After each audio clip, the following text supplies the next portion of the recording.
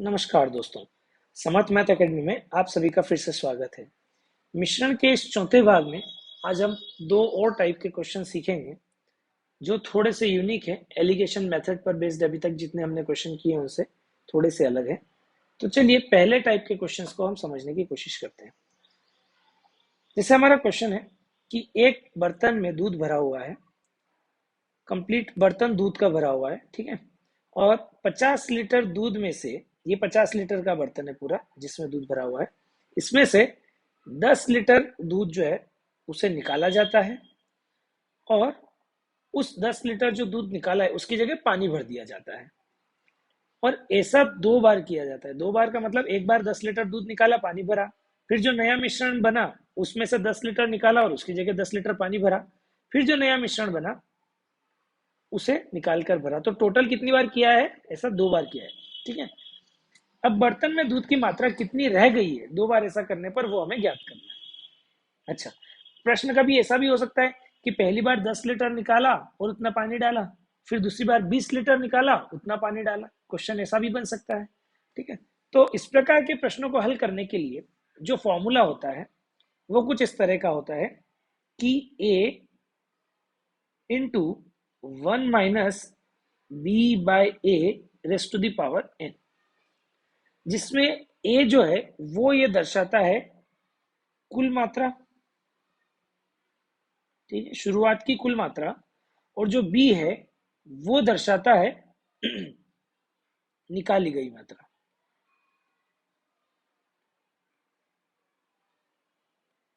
और n जो है वो दर्शाता है कितनी बार निकाला गया।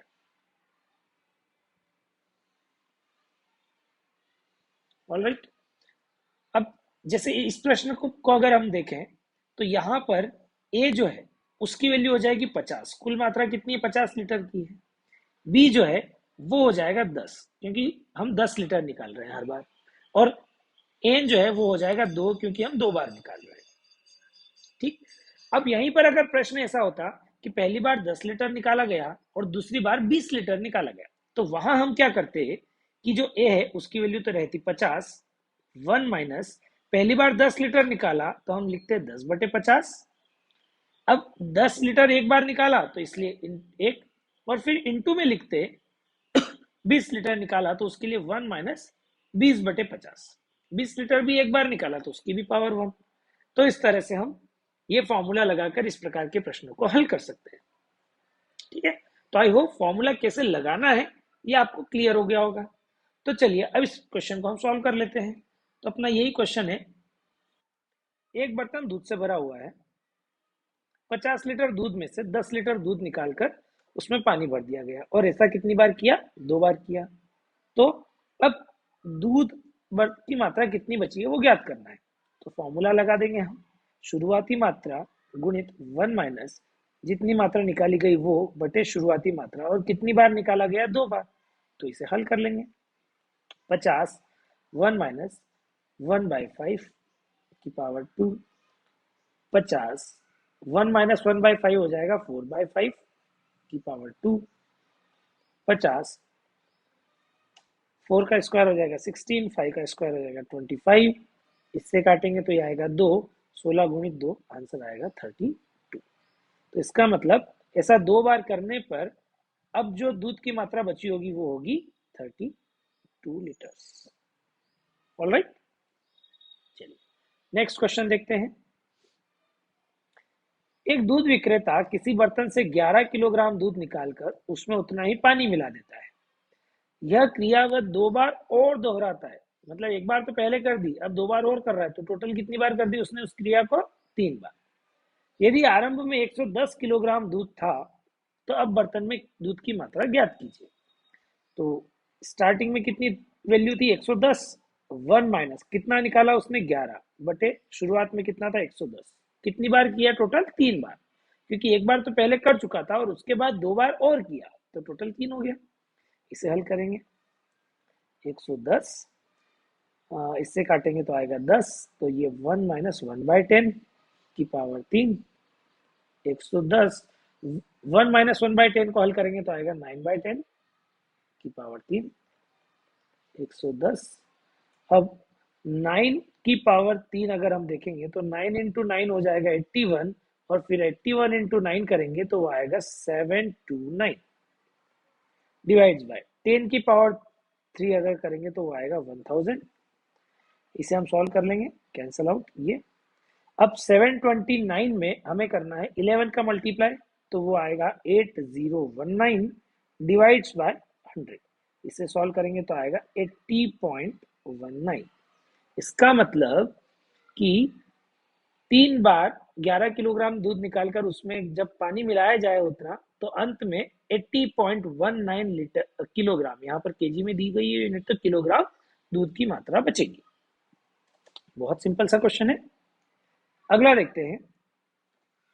एक शराब विक्रेता ने किसी शराब के बर्तन से 40 लीटर शराब निकालकर उसमें उतना ही पानी मिला दिया। फिर दूसरी बार 80 लीटर मिश्रण निकालकर उसमें उतना ही पानी मिला दिया, और तीसरी बार 160 लीटर मिश्रण निकालकर उसमें उतना ही पानी मिला दिया। यदि आरंभ में 800 लीटर शराब रही हो, तो अब बर्तन में शराब की मात्रा क्या है? फॉर्मूला लगाएंगे। प्रारंभ में 800 लीटर थी, 1 माइनस पहली बार कितना निकाला, 40 बटे प्रारंभ में कितना था, 800। फिर दूसरी बार कितना निकाला, 80, और प्रारंभ में कितना था, 800। फिर तीसरी बार कितना निकाला, 160, प्रारंभ में कितना था, 800। ठीक, इसे हल करेंगे अगर, तो 800 तो एज इट इज रहेगा, इसे काटेंगे तो ये आएगा 20, एक माइनस 1/20 जो है उसे लिखेंगे 19/20। इसी तरह से इसे काटेंगे तो ये आएगा 1/10, 1 माइनस 1/10 हो जाएगा 9/10, और इसे अगर हम करेंगे तो ये आएगा 1/5, 1 माइनस 1/5 हो जाएगा 4/5। ठीक, अब इस 4 से काट सकते हैं हम 20 को 5, और तो कुछ कटने जैसा है नहीं, तो ये बनेगा 800 19/5, 9/10 और 1/5। ठीक है, अब 10 से फिर काट सकते हैं इस जीरो को, 5 से काट सकते हैं 80 को 16। अब ये बचा हुआ है, उसमें कुछ कटने जैसा है नहीं, तो इनका हम गुणा करेंगे, 16 गुणित 19 गुणित 9, तो ये आएगा 2736, और डिवाइड बाई 5। तो इसे जब 5 से हम डिवाइड करेंगे तो हमें रिजल्ट मिलेगा 547.2। ठीक है, तो इसका मतलब अंत में शराब की जो मात्रा बचेगी वो रहेगी 547.2 लीटर। ठीक है, तो आई होप कि इस पैटर्न के जो क्वेश्चंस हैं वो आपको सब समझ में आ गए होंगे। बहुत ही सिंपल है, फॉर्मूला फिट करना है और सॉल्व करना है, दैट्स इट। अगला टाइप देखते हैं। 510 ग्राम नमक और पानी के मिश्रण में 25% पानी है। ठीक है, 510 ग्राम का एक मिश्रण है जिसमें 25% पानी है। क्वेश्चन कह रहा है कितना पानी मिश्रण से वाष्प द्वारा उड़ा दिया जाए कि मिश्रण में पानी 15% रह जाए। तो क्या हो रहा है कि जो मिश्रण है 510 ग्राम का, उसमें पानी भी है और नमक भी है। अब क्या कर रहे हैं हम, उसे गर्म कर रहे हैं, और जब गर्म कर रहे हैं तो उसकी वजह से क्या होगा कि जो पानी है उसमें से कुछ पानी वाष्प बनकर उड़ेगा। ठीक है, कुछ पानी जब वाष्प बन के उड़ेगा तो उससे क्या होगा कि पानी की मात्रा तो कम हो जाएगी, परंतु नमक की मात्रा तो वही बनी रहेगी, क्योंकि उड़ने वाला जो भाग है वो तो सिर्फ पानी है, भाप ही बन के उड़ेगा पानी, और नमक उतना ही रहने वाला है, तो उसमें नमक की मात्रा तो बदलने वाली है नहीं। तब देखो, सबसे पहले तो हम करते हैं कि 110 ग्राम जो है उसमें से नमक कितना है और पानी कितना है वो निकाल लेते हैं मात्रा। पानी 25% है शुरुआत में, तो नमक 75% होगा। तो 510 का 75% अगर आप निकालेंगे तो वो कैसे कैलकुलेट करेंगे, 510 गुणित 75/100। ठीक, इसे जब आप हल करेंगे तो इसमें आप 3 से काट सकते हैं, 25 से काटेंगे तो ये 3/4। अब इसे हल करना चाहें तो कर सकते हैं, नहीं तो एज इट इज लिख सकते हैं। अभी 2 से काट सकते हैं, चलो 2 से काटेंगे तो ये आएगा 2, फिर आएगा 5 और 5, 255। तो इसे 255 इंटू 3 मतलब हो जाएगा 765/2 ग्राम, है ना। ये नमक की मात्रा है। अब नमक की मात्रा अपने को हाथ में रखना है, क्योंकि नमक की मात्रा बदलने वाली है नहीं। ये नमक की मात्रा पहले भी उतनी ही थी और बाद में भी उतनी है। अब जो नया मिश्रण बन रहा है उसकी मात्रा हमें पता नहीं कितनी है। अब नया मिश्रण जो भी है उसमें नमक और पानी जो है उसमें क्या हो रहा है कि पानी 15% है और नमक कितना बन जाएगा, 85%। नमक की मात्रा उतनी ही रही, लेकिन पानी की मात्रा कम होने से नमक का प्रतिशत बढ़ गया। पहले 75 था और उसी मात्रा में अब वो 85% है, क्योंकि पानी की मात्रा कम हो गई है। तो अब हमें निकालना है कि पानी, सॉरी, कितना पानी हमने उड़ाया। ठीक है। अब यहाँ पर देखो कि 85% जो है वो कितनी मात्रा है, ये वाली मात्रा है। तो हम लिख सकते हैं कि 85% का मान अगर 765/2 है तो 100% का मान क्या होगा। या हमें तो पानी की मात्रा निकालना है तो हम पानी का ही निकाले 15। ये सॉल्व कर सकते हैं। इसे अगर हम हल करेंगे तो आएगा 67.5। और पहले पानी की मात्रा कितनी थी अगर वो निकालना चाहे तो नमक की मात्रा को अगर हम हल करेंगे तो ये आएगा 382.5। अब टोटल 510 था, उसमें से 382.5 नमक था, तो घटाने पर ये आएगा 127.5। अब पहले पानी था 127.5 और अब पानी है 67.5।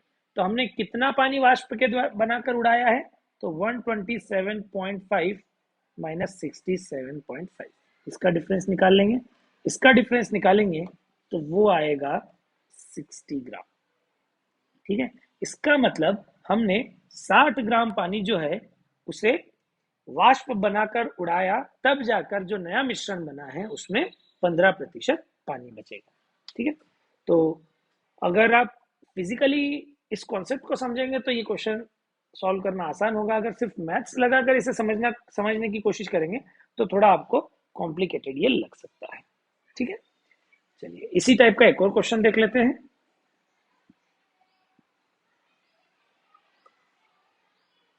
360 ग्राम चीनी और पानी के मिश्रण में 20% पानी है।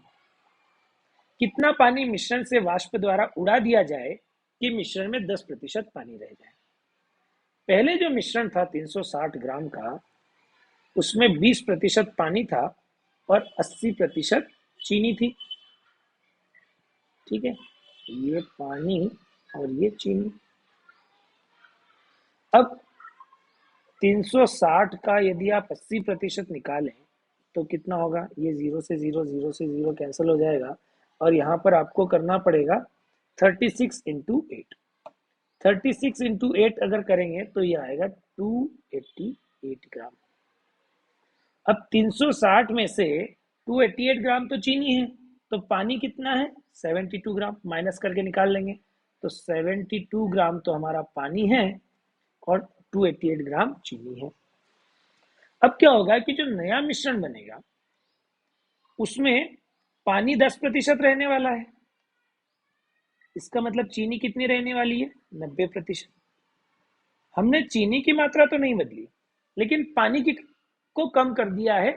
कैसे, उसको गर्म करके वाष्प बना के उड़ा दिया, तो उससे क्या होगा, पानी कम बन जाएगा। पानी कम पड़ जाएगा, लेकिन चीनी तो अभी भी यहाँ 288 ग्राम ही रहेगी और पानी थोड़ा सा कम पड़ गया।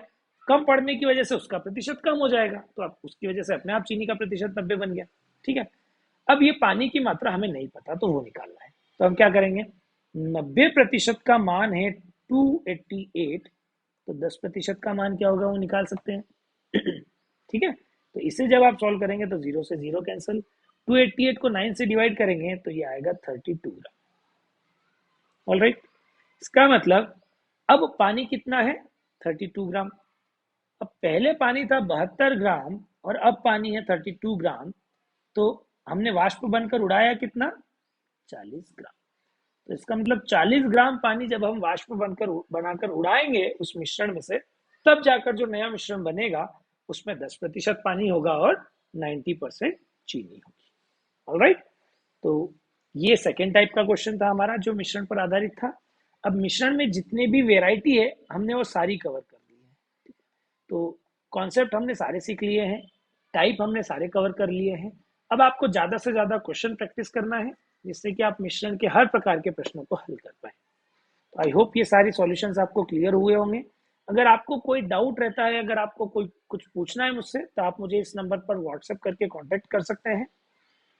और मिश्रण के सारे वीडियो आपको यहाँ मिल जाएंगे। ठीक है, इस चैनल को सब्सक्राइब करना मत भूलना। Thank you.